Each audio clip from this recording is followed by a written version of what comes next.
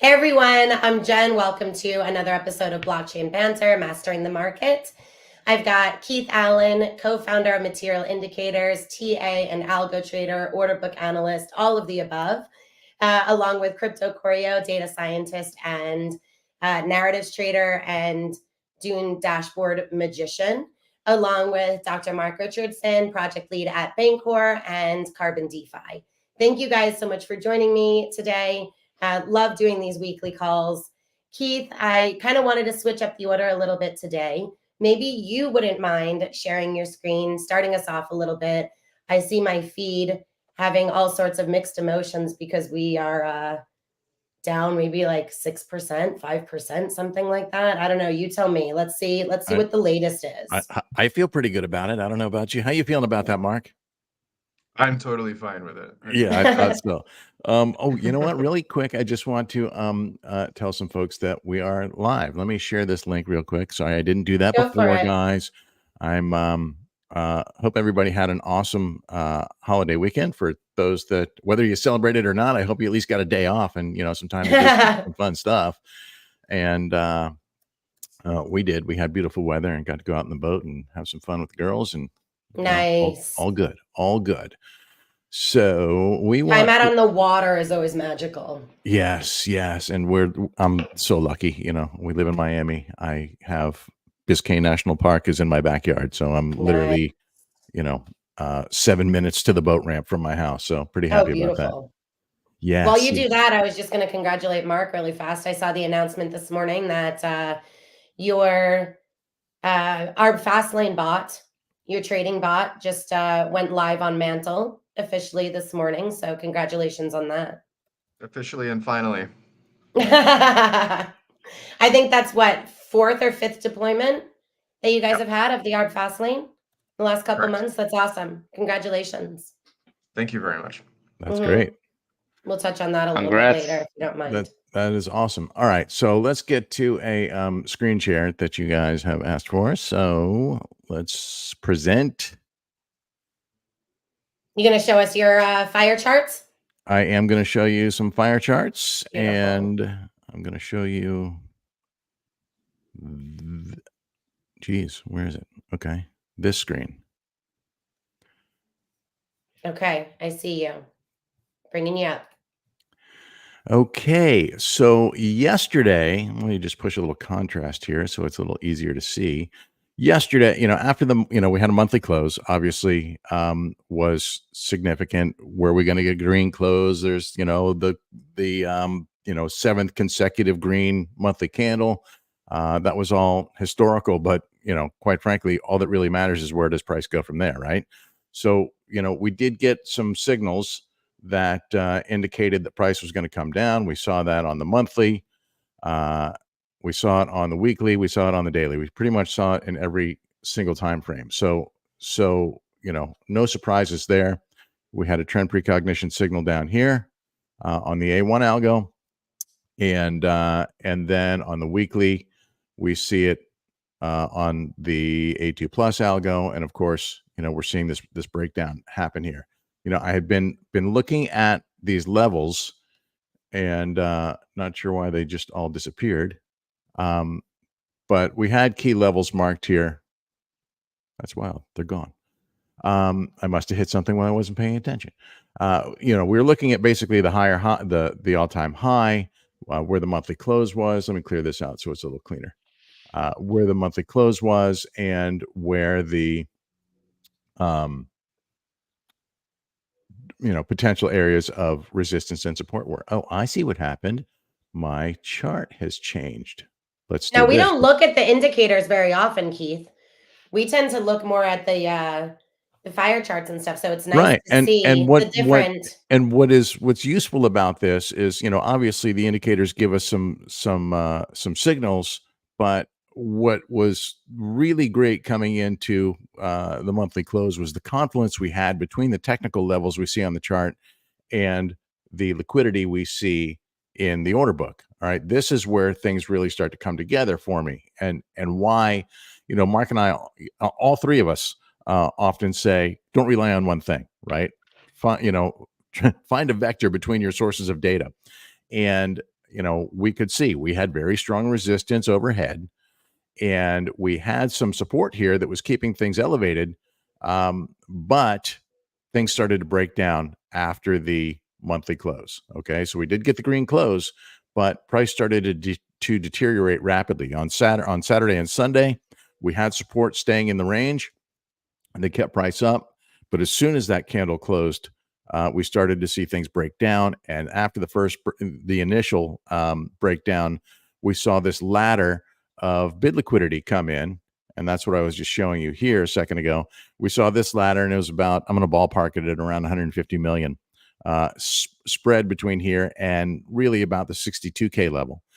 And then this morning, I woke up to alerts going off and a new secondary ladder stacked in here in the, in this lower range, which is 59 to 62K. Why is that important? That is important because that, my friends, is where our lower low lives, right here. And we have talked about, what corrections would look like. We talked about what the history of deep corrections, even in bull markets, even just ahead of halvings, even right after halvings. And there's, no denying that we have got a history of 20 to 40% corrections. We've seen it time and time again, and I'll illustrate it again quickly for anybody who hasn't seen this on any of our previous streams. But we have lots of history with this happening. So you can't say, oh, it's a bull market and we got the halving. Who's selling? You know who's selling? People who want to buy cheaper. that's who's selling. People who think things have gotten toppy, people who think that straight lines are not sustainable. That's who's selling. So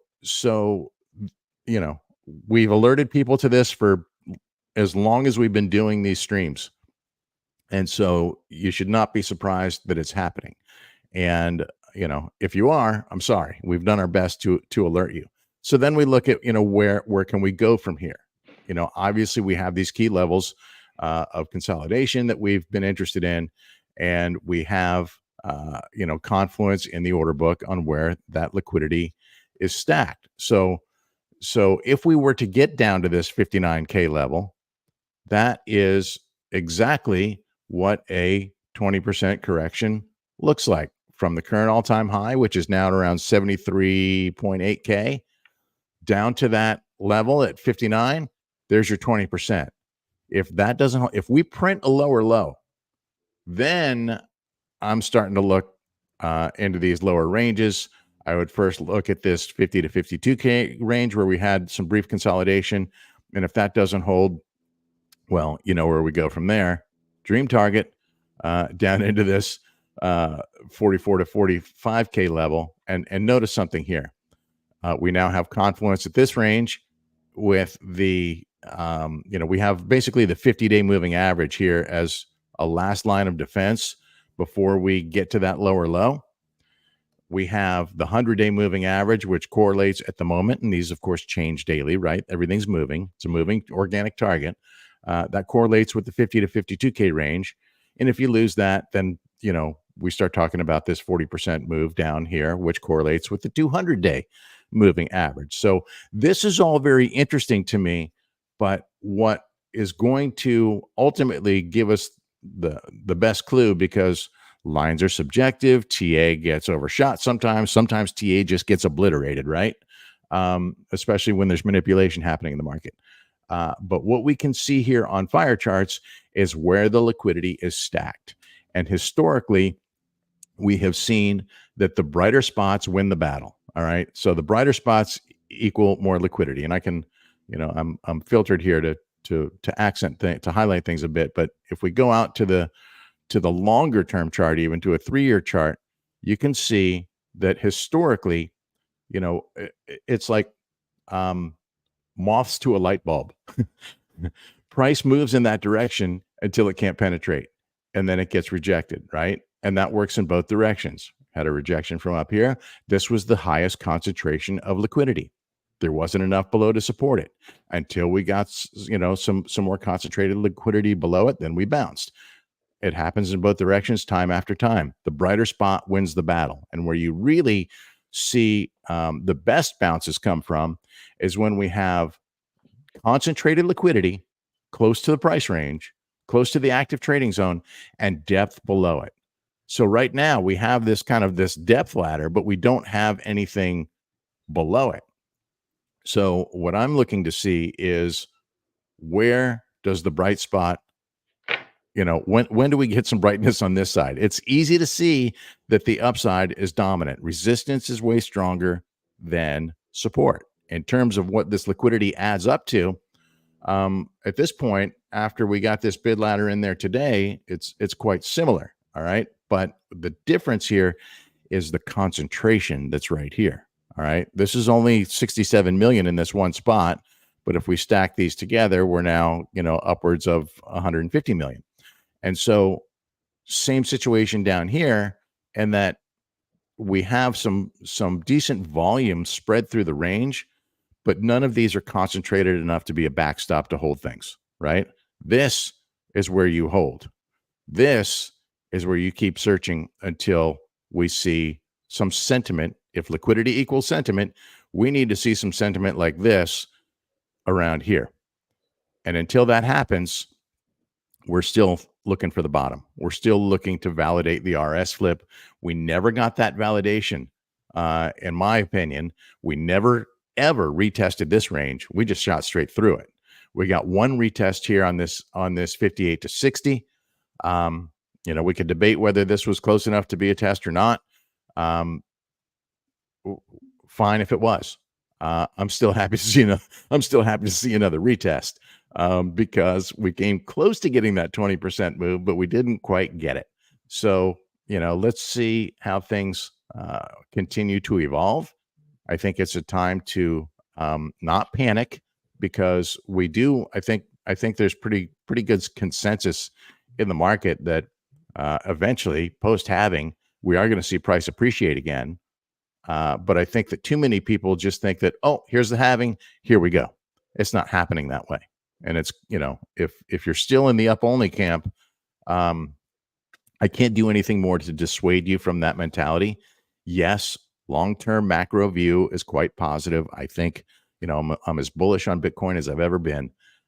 But you have to understand that there are no straight lines, and that we could chop, a consolidation in this range would not be horrible, right? It's clear that support at that a resistance support flip at 69K, the prior all-time high, did not hold, right?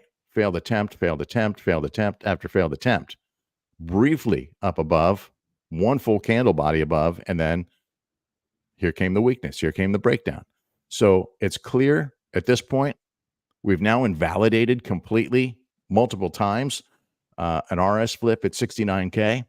Now we're looking to validate an RS flip at 59K, at 60K. All right. So consolidating in this range is quite healthy.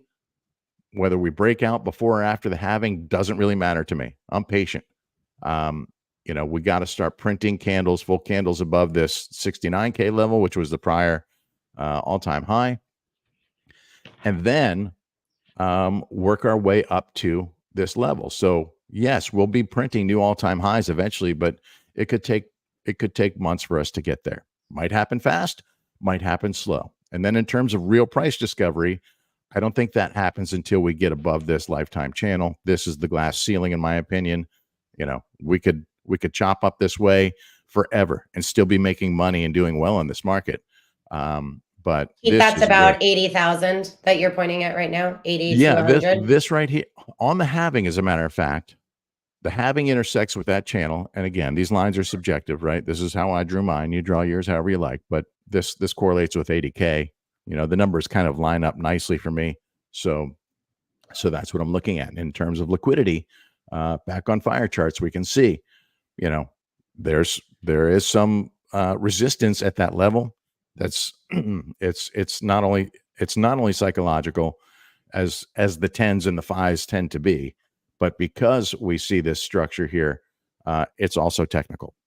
So that's a valid target for me, and quite frankly, a logical place for a rejection, to run into resistance before we climb back out or get a chance to break through it.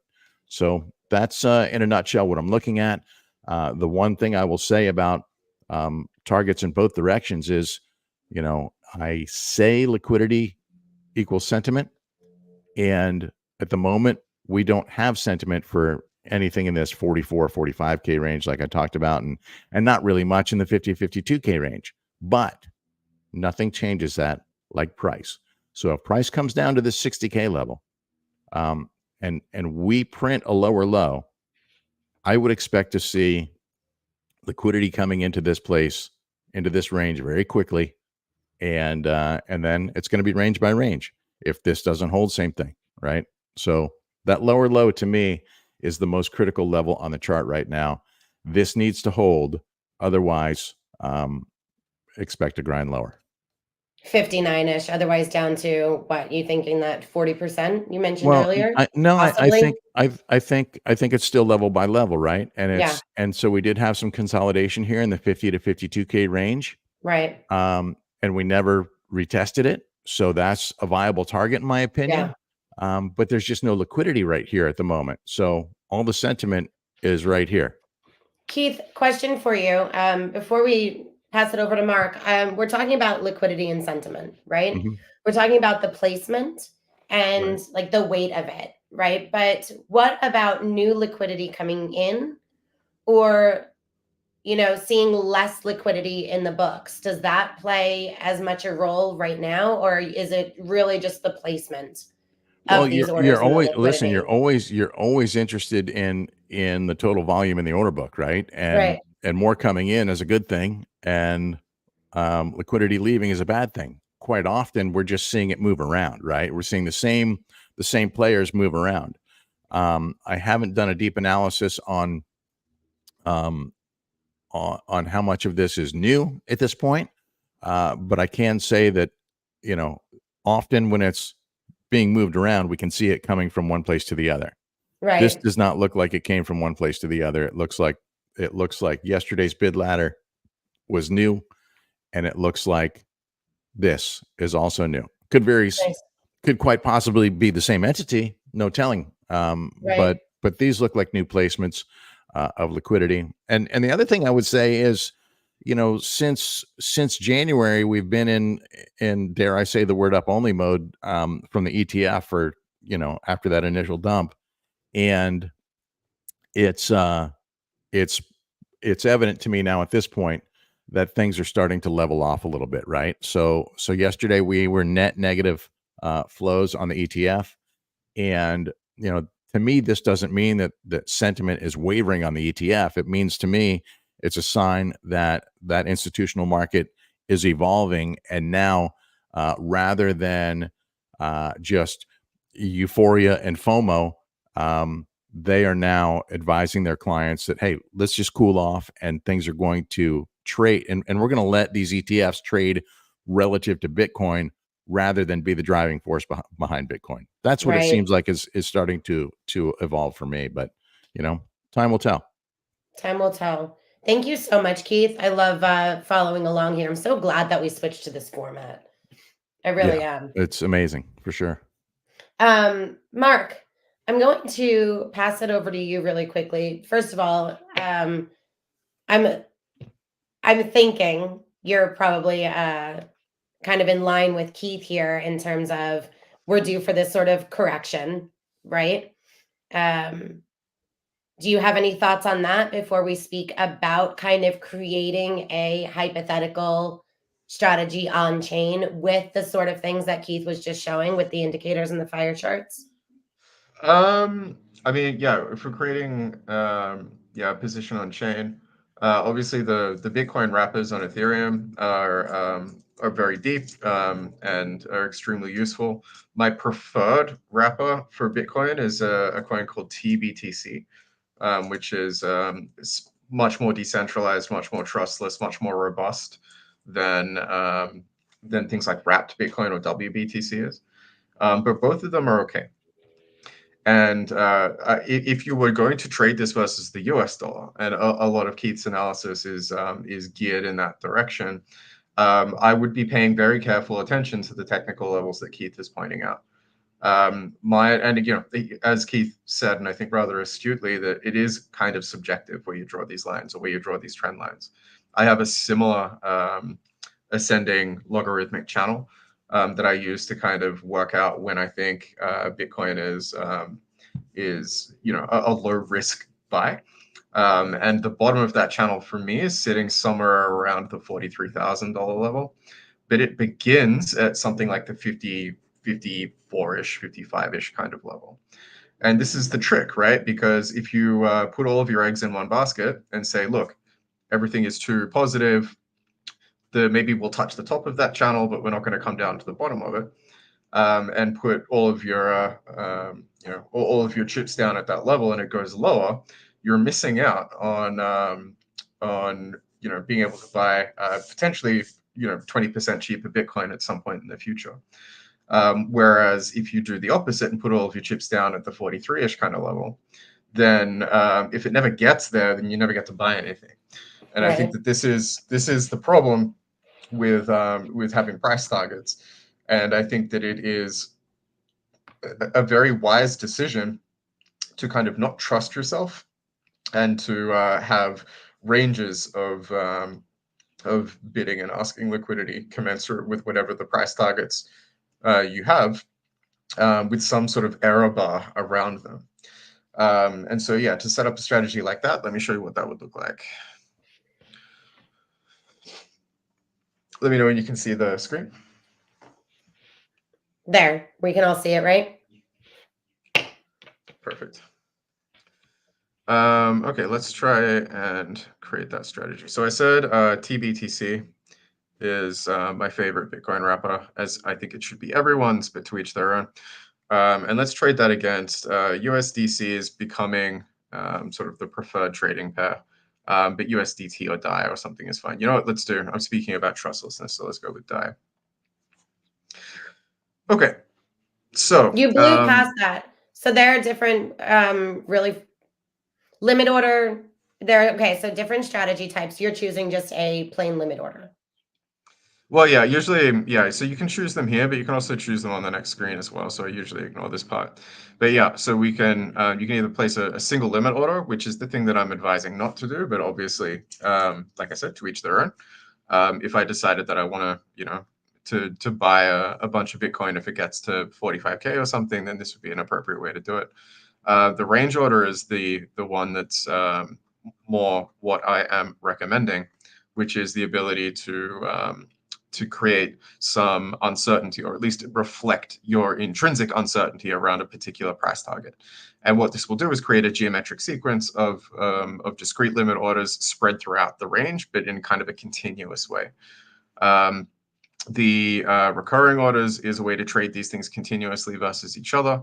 And then overlapping liquidity is basically a recreation of a standard concentrated liquidity AMM using Carbon's implementation. It behaves exactly the same way, but you can choose a specific bid-ask spread rather than subscribe to one that is given to you.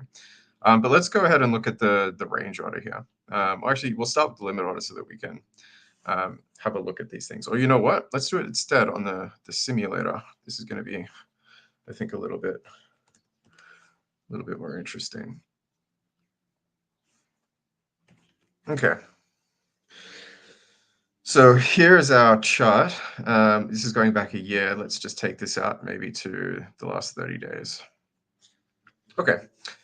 So you can see here, basically I just have the price chart versus, for this particular pair. So we're looking at specifically the TBTC wrapped Bitcoin denominated in DAI. This will look pretty much the same depending on which stablecoin you choose. As long as they're all very close to $1, then you shouldn't have any issues. Some stablecoins are more volatile than others, but whatever. Okay, so what I said is that some of my price targets are actually a little bit farther down here. So let's go ahead and move this down.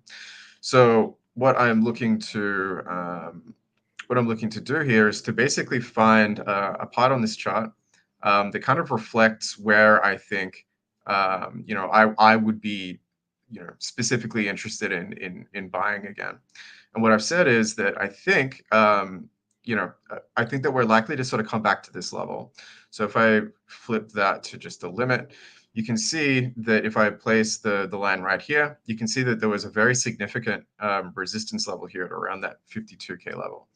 And I think that if we do see, a strong capitulation to the downside, that this old strong resistance is going to be flipped to support. This is generally how these kinds of chart patterns operate.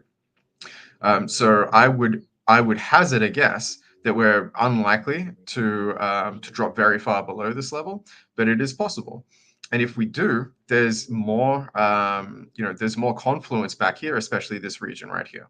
So let's say that I am, and I'm happy to play the token bear on these calls. Let's say that somewhere in this kind of 46 to 41K range is reasonable, but I don't know how far into this range we're likely to get. Or even better, maybe I think that it's I'm convinced we're coming down at least to the 52, but I'm not sure how far down towards this 41 I'm likely to go. So I can play around with these levels and decide what is the interval that I have a high level of confidence in. And then if the price continues down into this region, then I will be buying a little bit of Bitcoin towards the top of these levels, but I will be buying all the way down until and I won't run out of my cash asset until the price dips below this 42,265. So this is kind of the level that I would be looking at, and I would probably not even have a sell target, just because I'm not really sure what a realistic price target is yet. But let's just go ahead and say that most people are convinced that we're going to be breaking the 100K level, or that this is a very significant psychological level for Bitcoin. And so maybe I think that it's possible that we'll get very close to it, but not quite exceed it. And if we do exceed it, we won't exceed it by much. So maybe somewhere in the 95 to 104 sort of level. Okay, so let's say that this is what I want to do, but I'm not interested in selling any of the Bitcoin that I have right now, so I'm going to set that to 0. What I can do in here then is say, I'm willing to commit, I don't know, $10,000 to this specific trade. And so what this would do then is enumerate all of this DAI throughout this range, and then allow me to buy it as it moves down to that side. So that's how I would set up a strategy to trade Bitcoin as we're moving into May, which we know is typically a bearish month for all financial markets, not just for Bitcoin. So yeah, that's how I would do it. Now, this is the simulator, and we had spoken about this previously, right? So you can create any strategy on here, like a recurring strategy, one of the ones that you had spoken about previously or introduced earlier. Right. You can do this with I'm sorry. Go ahead. I didn't mean to. You could do this with, no, that's okay. You're doing this with the recurring strategy. I know that overlapping strategies are like the overlapping liquidity. This is going to be an option coming up here also. So I kind of wanted to highlight that a minute, but I also wanted to highlight the fact that you chose to, although you're setting your sell range here, you are not funding it at all. You're not adding a budget to your sell range. So yeah, correct. So what this okay. is saying is that after this DAI has been taken, and I've swapped it out for TBTC as the market retraces, then as this number goes down, this number will go up, and it will be available for sale in the other range.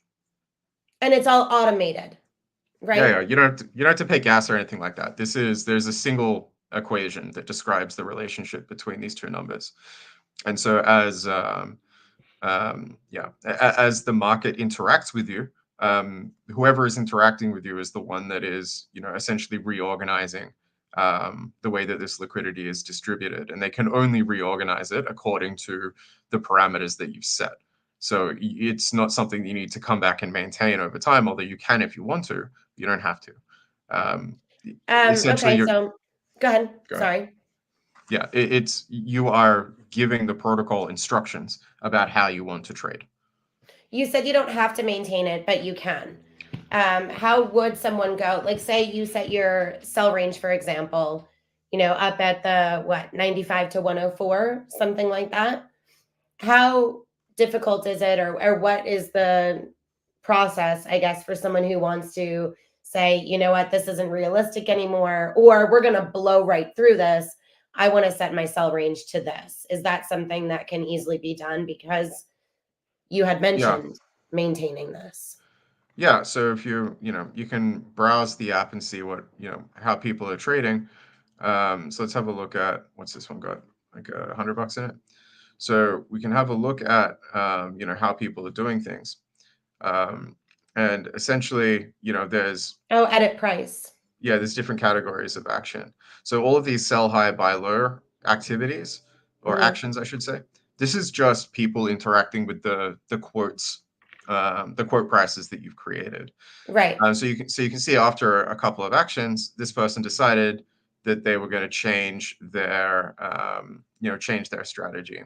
So here I think they're old. Oh yeah, I can't actually see what their old one is, but we can go and check the block explorer to see that. It's okay. But essentially, yeah, they've decided that the prices that they used to have were no longer tenable, and so they just clicked on their strategy and edited it. So it's very simple. You just give it the new numbers, and it will update. Awesome. Thank you so much, Mark. We have a couple more minutes, so if there's anything else that you want to highlight in terms of like the actual strategy creation process, I'd like to give you the opportunity to do that. Otherwise, go ahead. No, otherwise what?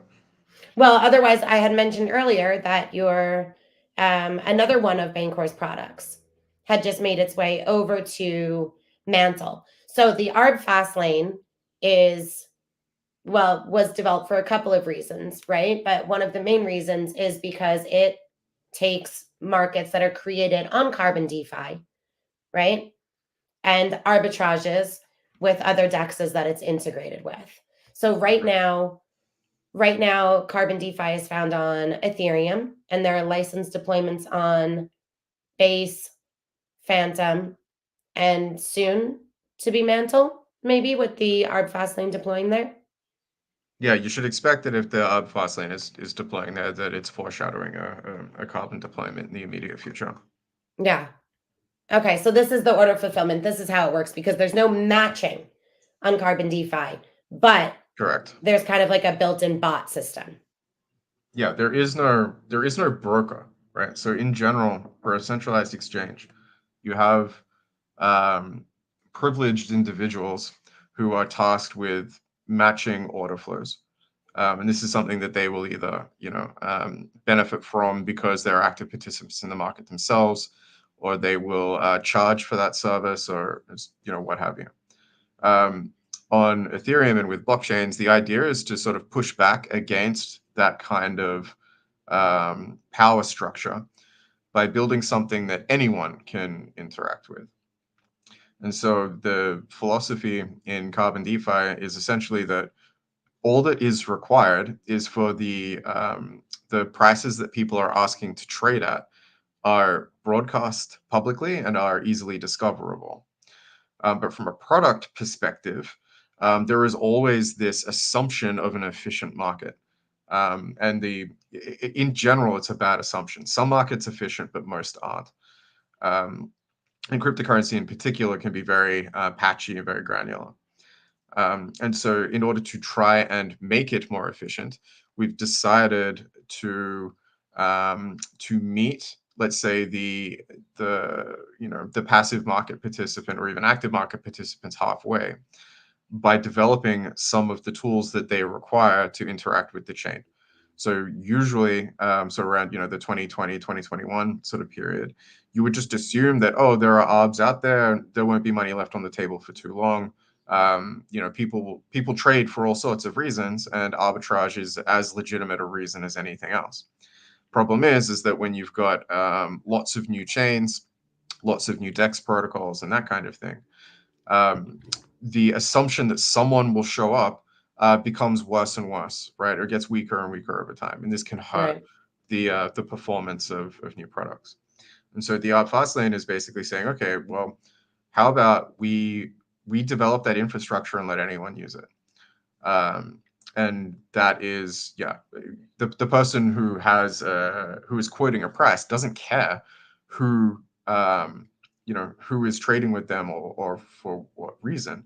Only that the prices that they are quoting are being taken when it seems that the market is ready to take them. And so having an arbitrage system in place helps to make that market a little bit more efficient and improves the execution certainty. Now, having said that, there's no such thing as a price. Like we point at price charts all the time. We say that the price of Bitcoin is exactly this to 6 decimal places, but it's still a guess. The only price that matters is the one that you get after the trade is executed. And this is why I think quoting prices is good, because you know exactly the price you're going to get. This isn't specific to carbon DeFi, although in terms of decentralized finance, it is pretty rare. But yeah, whatever price you want is the price you get. There's no slippage or anything else that you have to sort of worry about. And that's the same on a centralized order book as well. If you're creating a limit order for a certain price, generally you're going to get exactly the price that you asked for, not a penny less or a penny more. There are things like market orders and things that can sort of change the perspective on that a little bit. And I'm speaking in broad strokes deliberately, but you get the idea. Right. Thank you. It's exciting to see, everything expanding. So again, congratulations. We'll have to, if you would keep us updated, because if this is a little bit of foreshadowing, then I'm looking forward to hearing about the additional deployments on Mantle. So, Koryo, I'm going to pass it over to you. Speaking of different chains and ecosystems and things, we have, Mark ditched, he'll be back. We have spoken about your narratives dashboard, but you have a few different dashboards, and I have been seeing quite a bit about, of course, narratives, right? And I think I even saw you say that we have a new leading narrative right now that kind of took over the meme category. But your other Dune dashboard, I was hoping maybe we can look at that, because I'm seeing a lot more of different chains that we're kind of circling back to that have really seen a lot of activity. I don't know if you've been keeping up with your ecosystem Dune dashboard, but if so, maybe we can touch on that topic a little bit today as well. Yes, absolutely. We can actually even start with that. So awesome. Let me share this. Let me share the screen here, and let me know when you can see my screen. Got it. There's a lot of us. So let's go on that dashboard. So it's called ecosystems. So it's actually comparing different chains that are covered by Dune. Not everything is covered by Dune, but most EVM chains and most L2 chains are covered here.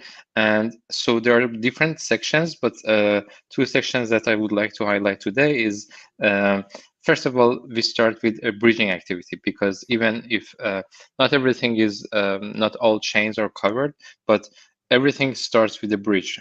So you have some assets on, on Ethereum or on Arbitrum, etc., and then you want to bridge on a new chain or a chain that is having more activity.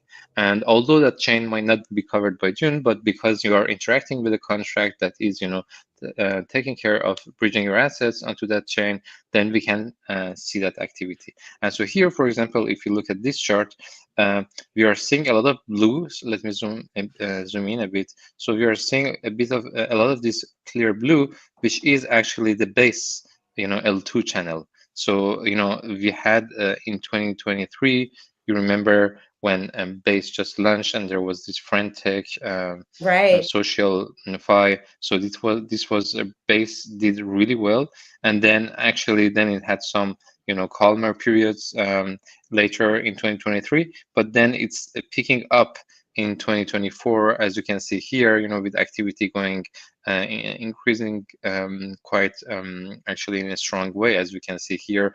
And we know that now there is a lot of new tokens and activity launching. Now, this is a good introduction to the second part of this dashboard, which is new listings. So why new listings is relevant? Because as soon as there is a lot of activity or a lot of attention on a given chain, people and degens and traders, they will start to bridge to that fund, to that chain, in order to find some good opportunities and maximize their profits. And this also means that some other maybe people on the other side, maybe founders or people launching projects, they want to take this as opportunity, and so they will launch new projects on that chain, and that could be meme coins. Most of the time, the quickest to launch are meme coins because they can be launched in 10 minutes.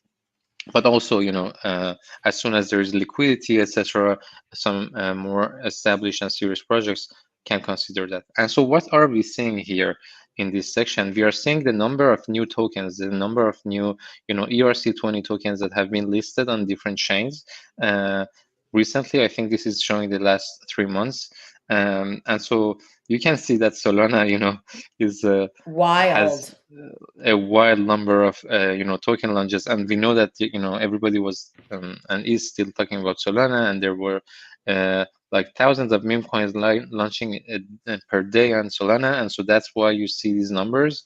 But this shows you actually that there is a lot of attention on Solana. It shows it in a in a different way, and maybe it's a different angle compared to looking at users and number of transactions and TVL, etc. This is yet another metric that has its own merits, I think, especially for people who are into trading. Because we know that usually the newer projects or newer token launches get more attention, and so they also provide some opportunity. And then followed by Solana is Base.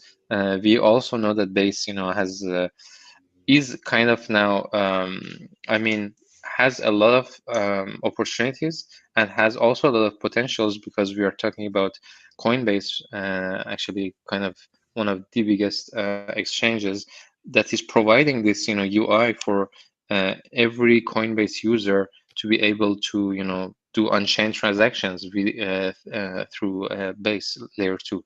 And interact with dexes, etc. So there is a lot of potential, and we are seeing it also in that number showing up.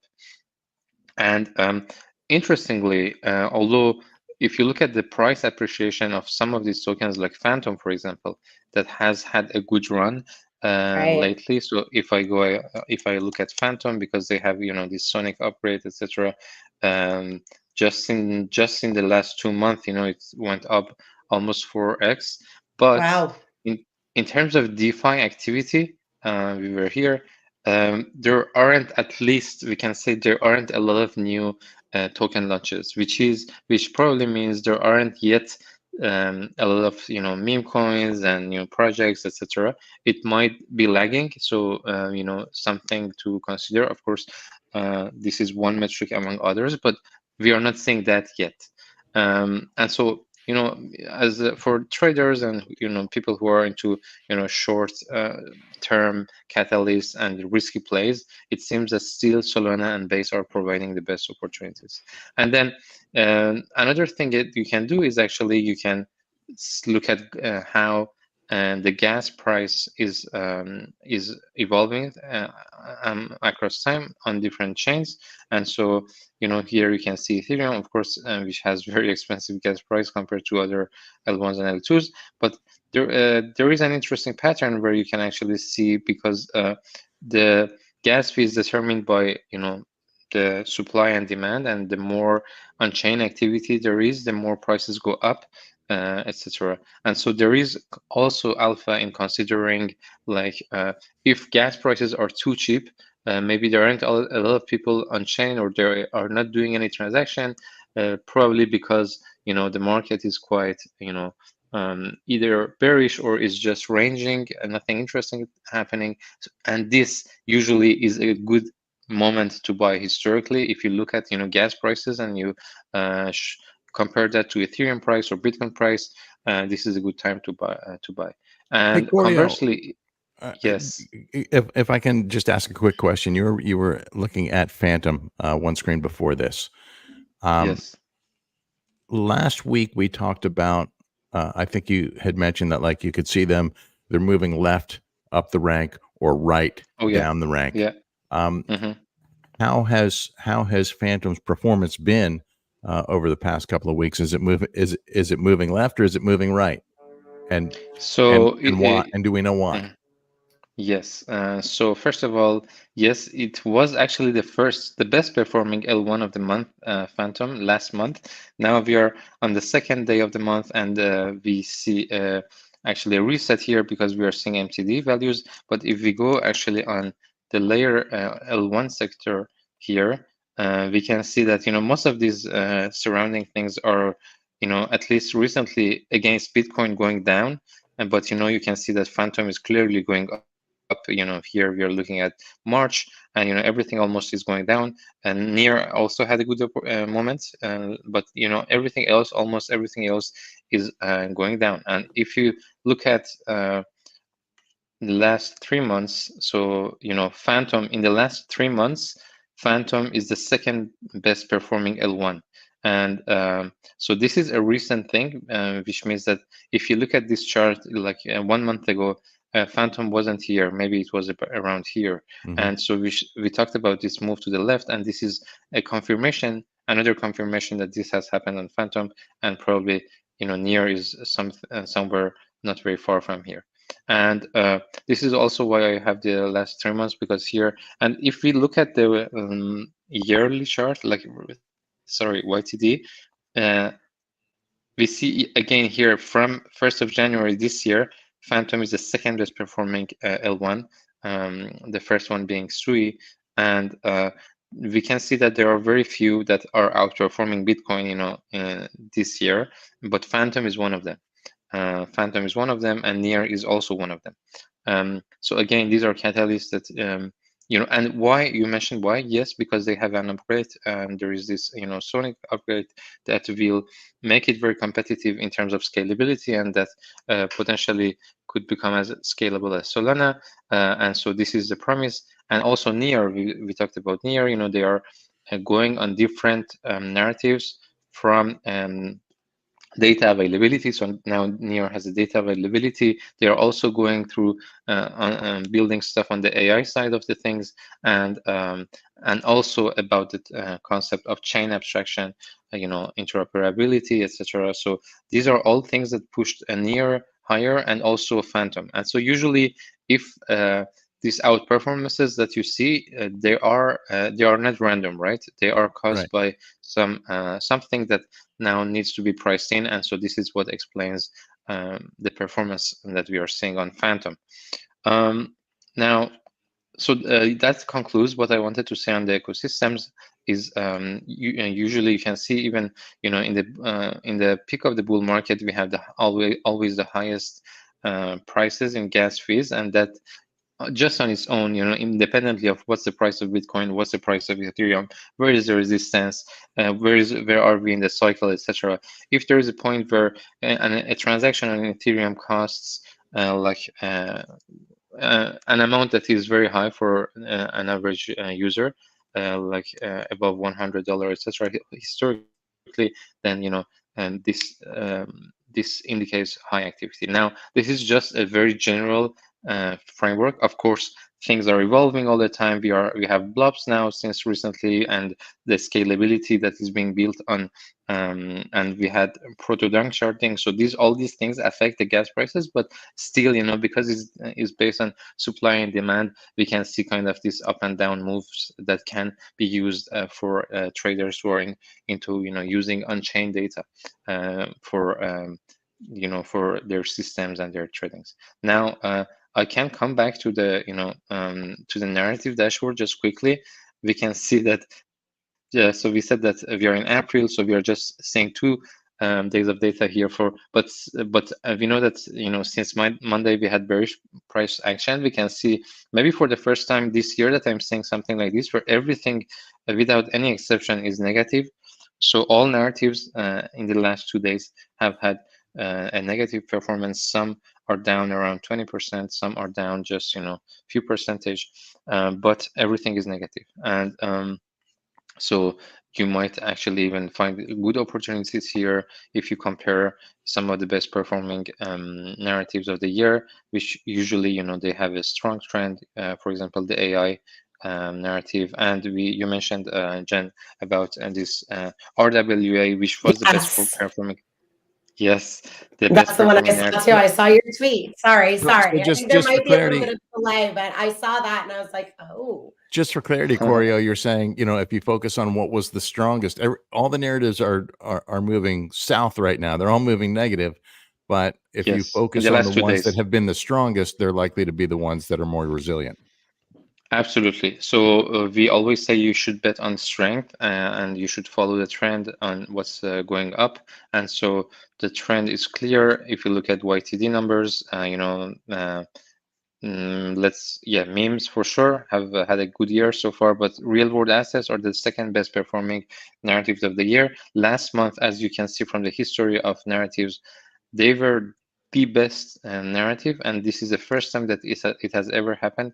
And never so far we had RWA And is in the there first any position. correlation between what are the weakest narratives right now in this downturn versus relative to what were the weakest or strongest ones, a week or two ago? So the weakest one we've had are, real yield, perpetuals, NFTs. So NFTs are continuing to have a bad year or bad period overall. But these other ones are, we've seen them regularly, among the worst performing. So here, for example, you see perps. It happens often. So no other correlation than that. The ones that are performing well are usually staying every month among the top ones. So Bitcoin narrative, RWA, and AI. AI is very strong. So I have also just recently, like few days ago, I did a dedicated dashboard on AI narrative, which is a work in progress. But at least there is now almost 200 projects, AI related projects that I'm, at least I have here on my dashboard. And now more on-chain data will come here to, cover this, because there are a lot of subsectors. You have, decentralized GPUs, you have the training side, you have the inference side, you have GameFi using AI, you have, large language models, etc. A lot of, probably one of the most exhaustive and complex narratives out there, the AI. So that's why I've started this recent dashboard on it. Being a data scientist is also one of my areas of interest, of course. But let me actually go on the charts, and we have just few minutes. Koryo, really fast. Yes, That is yes. impressive. I felt my eyes kind of bug out of my head because it was like, I mean, honestly, like I talk about it all the time and I'm always like, it's so amazing to have the three of you guys together and sharing these tools and things that you use to kind of guide your trading, or, like Mark, like you might not be actively trading. I think you are, but, to like have carbon DeFi, to have material indicators, to offer, like you gather all of this information and just make it available to everybody. Like this is serious. I gotta say, thank God for data junkies like Koryo, because this is mortal humans don't do this kind of thing, right? This I is mean, serious. I just a lot of respect and admiration for the amount of time and energy you put into building this, because this is just a phenomenal 100%. resource. Yeah. Thank you, guys. Actually, I might say that I'm probably lucky because I was into data before joining Web3 and crypto, and that's probably, I already had this data side of me, and the passion for data and finding insights on data before joining crypto, because once you join crypto, then there is a lot of things going on, and it's hard to develop these kind of skills once you are there. But yeah, so I'm happy to provide these dashboards and have this feedback. I would like to conclude with maybe another dashboard, which we've since we had the YouTube, screen sharing, I've never shared, but it complements, I think, pretty well what Keith was saying on the perspective of the market. So it's we are seeing in gray here the price of action of Bitcoin now. We went all the way up to 73 something, and now we are back around below 70K. And so this this golden line here is showing the performance of altcoins compared to Bitcoin. Somehow we can think of it a bit like this. There is more things going on. There is on-chain data. We talked about gas prices and this kind of stuff that is also integrated somehow in this. But what I would like to highlight is, usually so here it's a buy the dip kind of zone, or a or cycle bottom kind of zones below 10 on this indicator, and above 90 is kind of market top, which we can see actually happened in 2021 here and also here. Although it's not very easy to see from the Bitcoin price action, but there was a very strong alt rally in 2020 as well. And then you can see actually also in 2022, we had several times, and as well in 2023, where we went below 10 for the indicator, and these were in very, very low prices. We were usually, most of the time when this happened, we were at 17K here, and other times here it happened again 25K.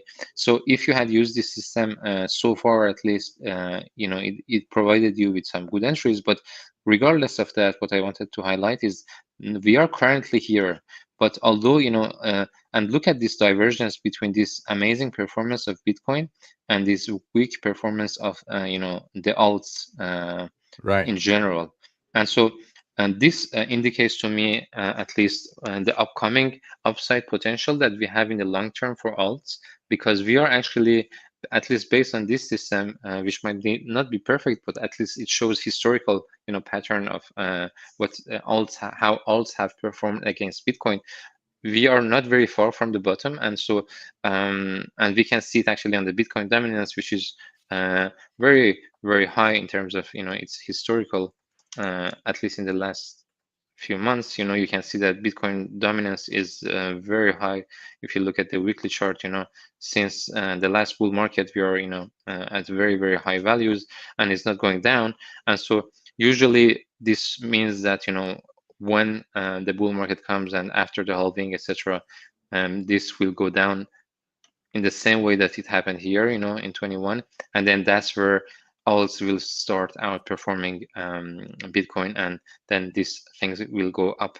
But it can go up very quickly, as you can see here. For example, it happened, from January 2021 to the top. It happened in 3 months, so it can go from bottom to top. And also in the other direction pretty quickly, but this is bullish to me because it shows the upside potential that we still have in the upcoming month and post halving. That's pretty cool. It's very cool. Pound for pound, there's more alpha in this hour than anything you will find anywhere. I know. I keep saying this, and I don't know if, maybe that's why I'm kind of losing my voice here, because I'm trying to get this out so hard, because every week I sit here and I'm like, there's so much everybody can take from this, Sure. Thank you guys so much for doing this with me every week. I absolutely love it. I know that we are helping traders and, even liquidity providers, Mark, kind of create these different sorts of strategies, gain this sort of knowledge, kind of build the confidence, I think, even to use these sorts of tools, because sometimes on their own, they can be a little bit intimidating. So really just thank you guys so much for doing this with me every week. And thank you to all of the listeners also for tuning in. I say listeners, we're actually live now. We have viewers. We have viewers for tuning in. We will see you all next week, Tuesday, 3 p.m. UTC. I know everybody else in the world other than myself had a time change. So any confusion, you guys all reach out and let me know. Thank you again, everybody. Thank you. Great call as always. Thanks, guys. We'll see you next week. Thank you, guys. Bye-bye. Thank you. Bye. We'll see you guys. Bye-bye.